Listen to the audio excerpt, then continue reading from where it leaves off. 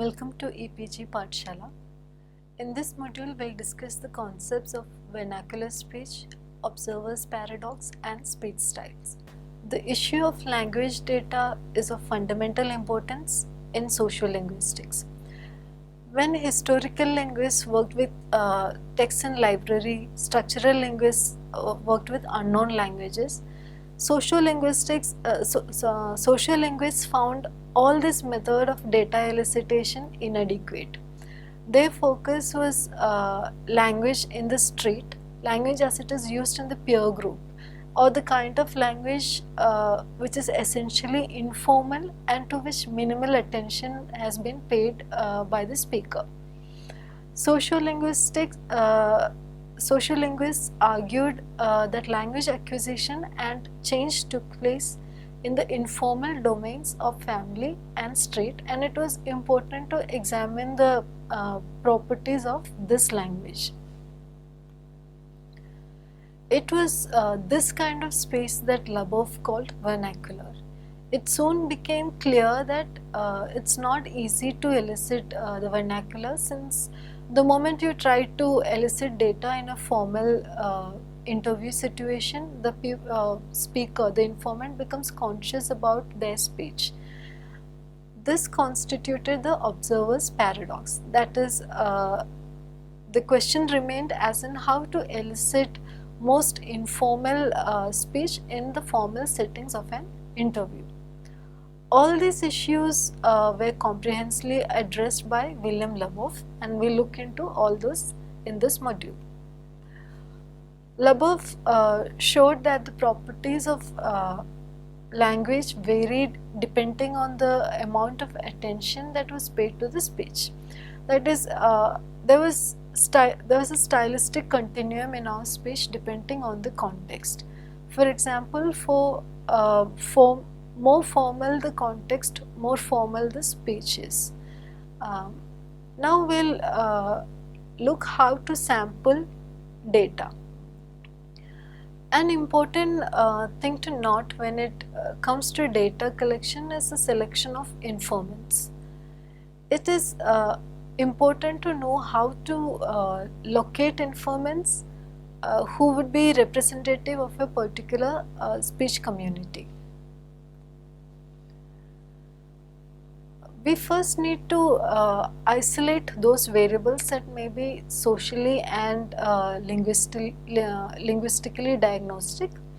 Socially, we may be interested in plotting the variability in linguistic behavior along with the socio-economic axis, including education, occupation, and income. We should also examine the age and sex-wise distribution of different linguistic variants. Once the list of informants is ready, we should stratify it according to age, sex, and if possible, socio-economic status. We may now use the stratified list and select the number of informants we want using the random number tables or by drawing lots. So it is important to notice that the meaning of random is not that pick any that comes on the way. It means that every member of the list has 100% chances of being a part of the sample. In most socially oriented studies, one needs to work with large samples. However, in case of sociolinguistics, even small samples of say like 35 to 40 informants may be enough. Hence, even a small sample provides us with a large number of tokens of a given variable.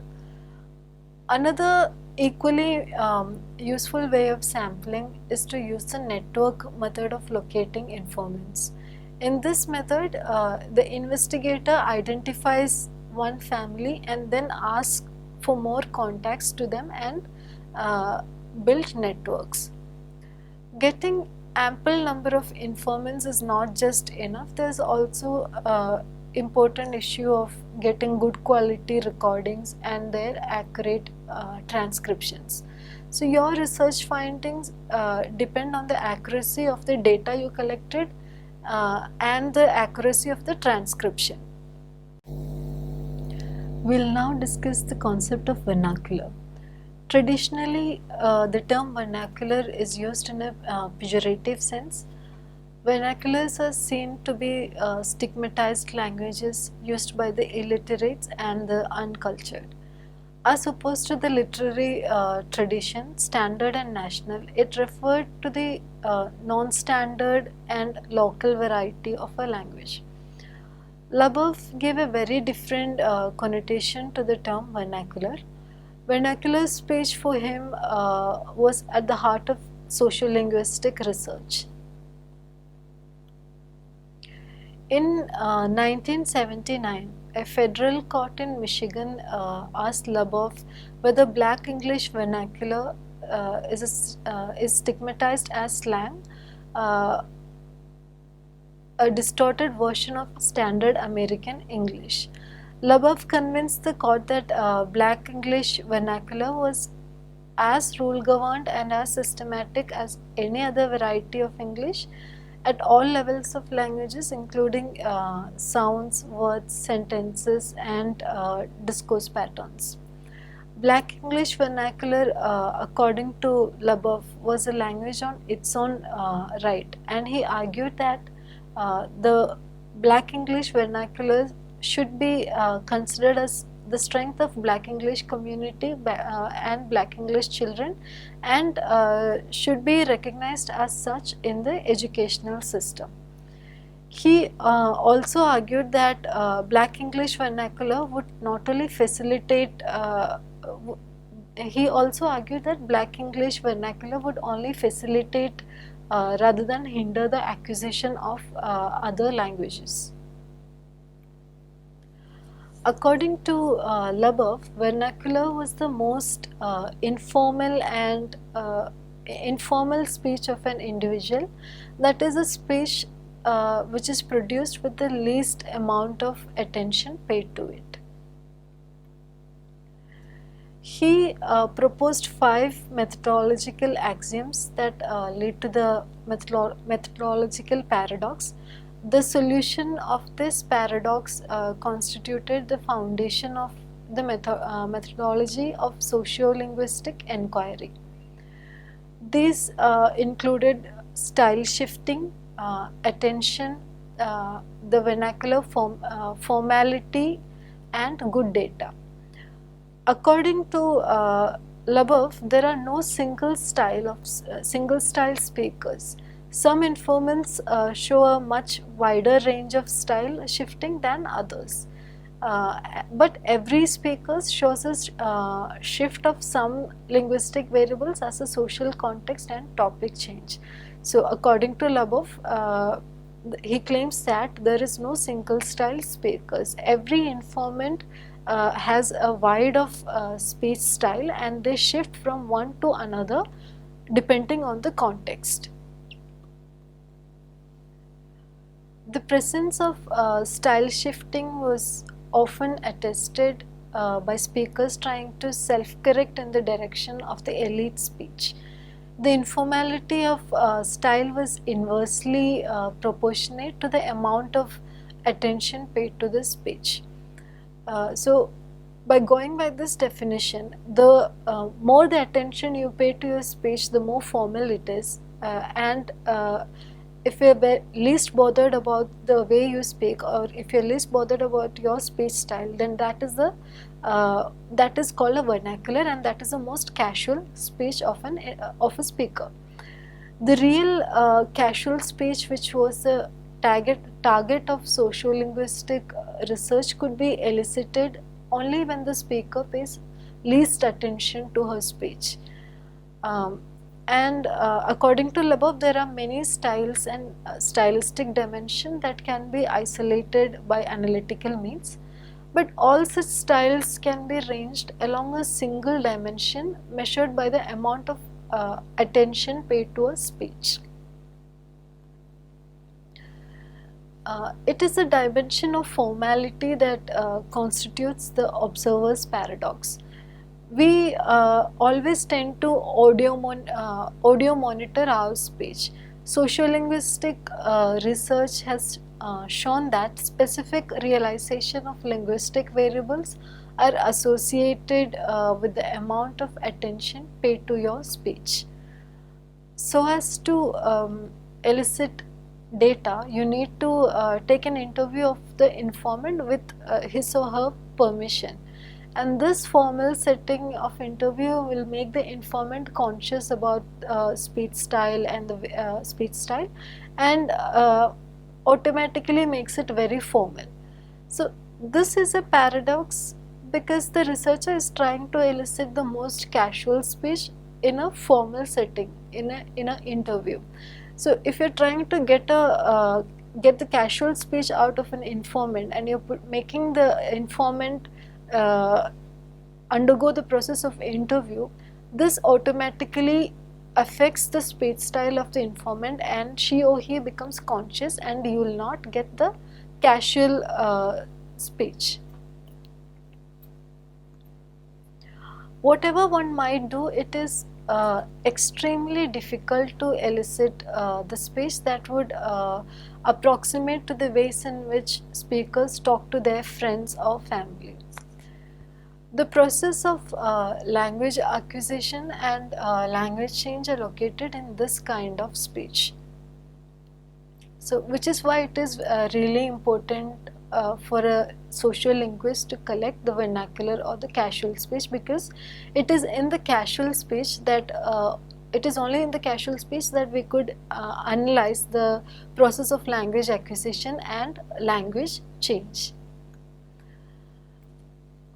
However, it's not impossible to resolve the observer's paradox. One way of overcoming the paradox is to raise issues that would divert attention away from the interview situation and allow the vernacular to emerge.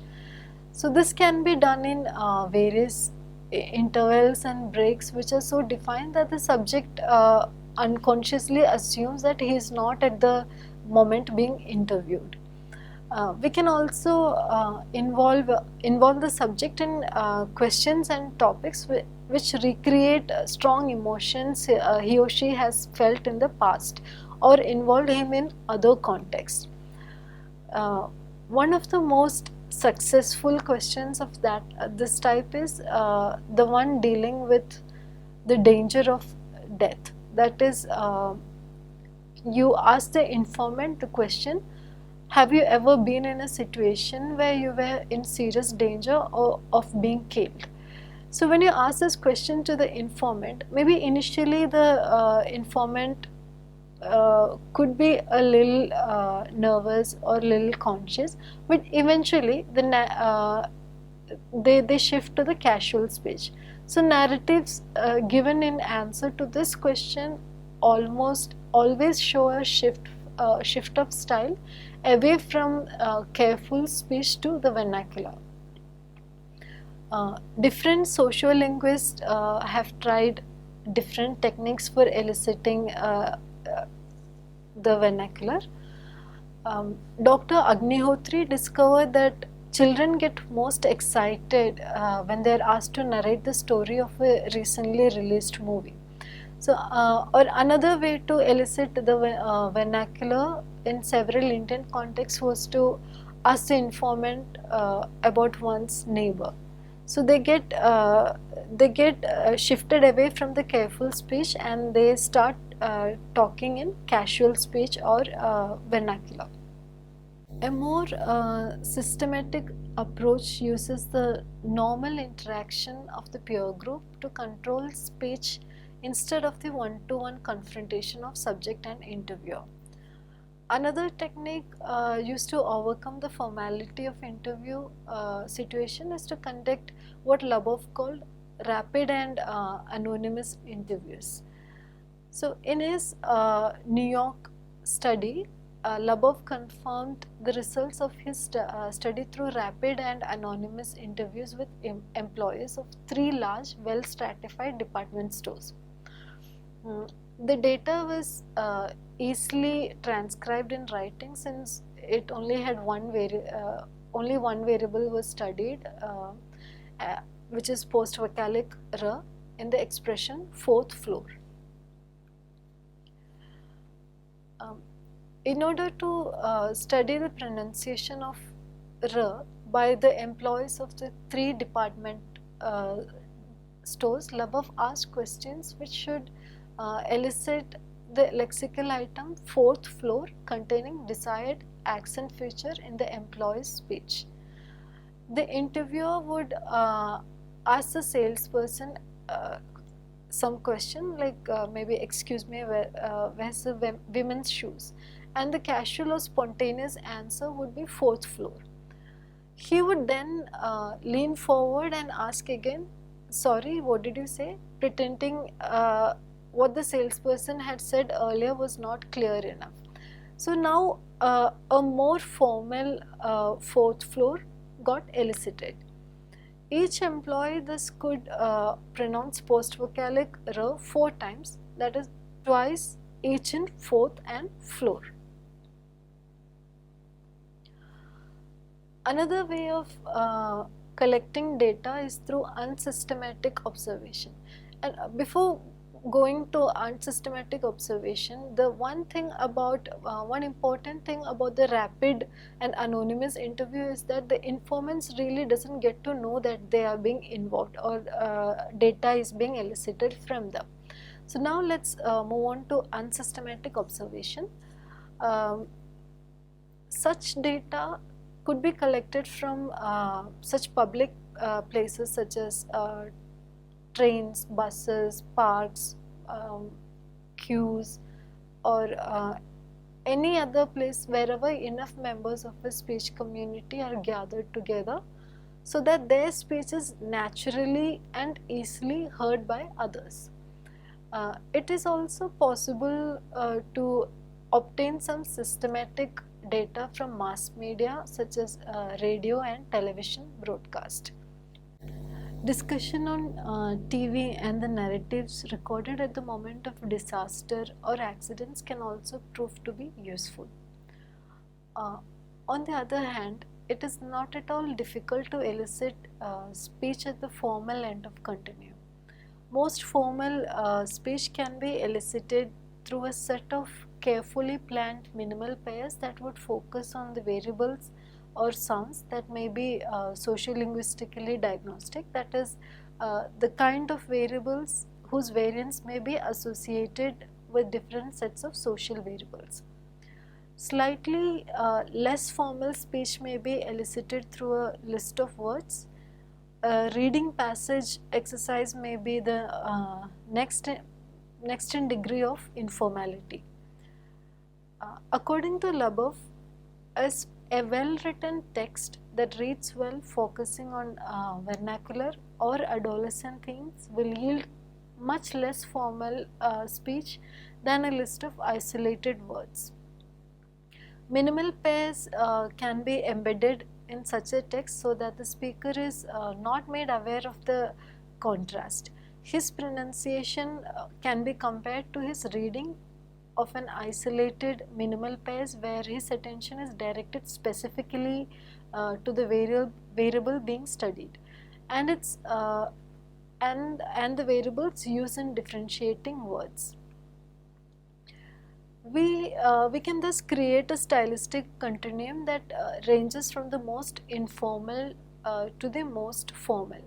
So casual speech is the most informal, then comes careful speech, then comes reading passages, and then comes word list and minimal pairs. So making the informant read out the minimal pairs, say minimal pairs or word list, is like the most formal end of the stylistic continuum. Repetition task may be useful for specific purposes. Informants may often render a sentence heard in the standard variety in their own vernacular. So this module focused on the issues of speech speech styles, sampling, problems involved in collection of casual speech or the vernacular, and the ways in which observers' paradox can be resolved. As mentioned earlier, there is no single speech style, and every speaker shift their speech style depending on the speech context. We also discussed the importance of sampling data, and it is important to know how to locate informants who would be representative of a particular speech community. So once a list of, as we've already mentioned, once a list of informants is ready, we should stratify it according to age, sex and socioeconomic status. So we may now use a stratified list and select the number of informants we want using random number tables. Now, getting ample number of informants is not just enough. There is also the important issue of getting good quality recording and their accurate transcription. We also discussed the concept of observer's paradox and mentioned certain ways to resolve observer's paradox, and this include rapid and anonymous interview, and like Lubbock did in the social stratification study in New York City. And another way to resolve observer's paradox is asking the informants personal questions, or maybe asking them about their neighbors, or asking them about the to describe the recently released movie that they have watched. So there are certain ways in which observer's paradox can be resolved.